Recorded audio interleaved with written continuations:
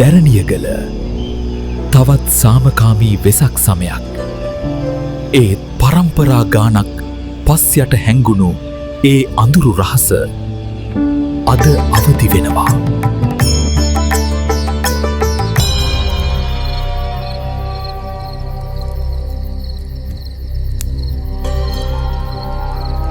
අඩෝ නලින් මේක පට්ට දූවිල්ලක් නෙබන් තියෙන්නේ. ලයිට්යක් ගහපංකෝ.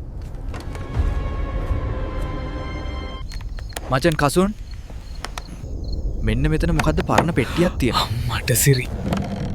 ඒ මොකක්ද බං ඒ චිත්‍රේ? ඒක ජාතක කතාවක් නෙවෙයි වගේ. මේක නිකං ගමේ කාට හරි දඳුවන් දෙන සීනයක් වගේ නේද?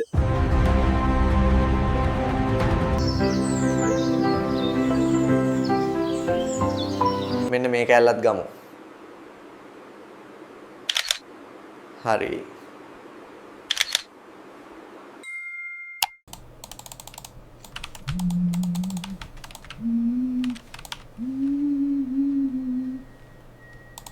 අඩෝ උඹල මේක දැක්කොත් පිස්සු හැදෙනවා.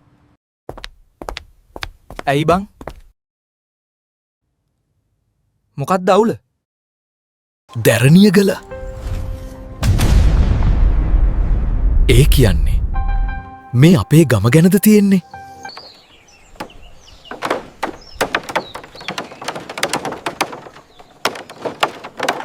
අපි මේ චිත්‍ර ටිකම තොරණට දාමු නලින්.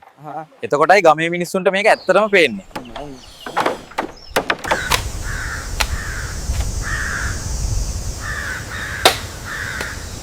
මචං අර ලොකුුන් නැහැ අපි දිහා අමුතුවට බලන් ඉන්නව නේද බං?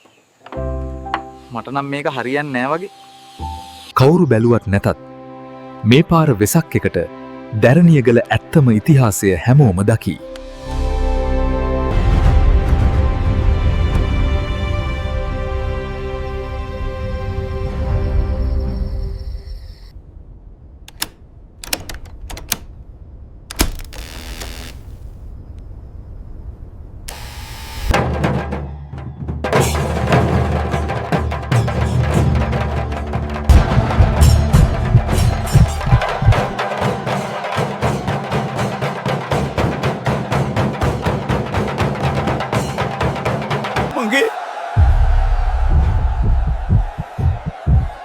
මගේ දුව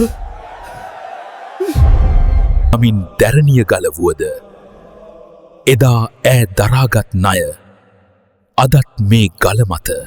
මට සමාවයන් දුවේ. ගමේ පවට මං උඹව බිලි දුන්න.